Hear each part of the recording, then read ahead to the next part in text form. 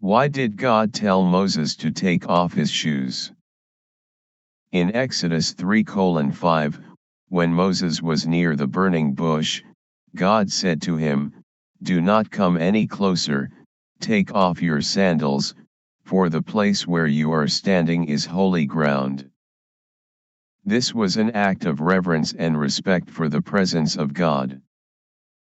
The removal of shoes or sandals was a common practice in ancient times as a sign of respect and humility.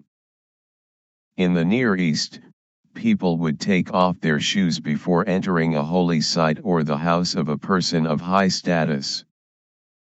This was a sign of deference and submission to those in authority. In the case of Moses, God was making it clear to him that he was in the presence of the Almighty.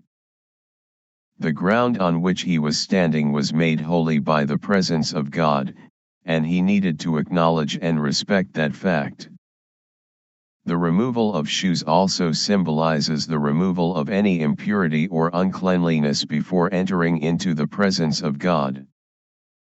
In the Bible, the removal of shoes is associated with acts of worship and penitence, as well as with taking on a humble and submissive attitude before God.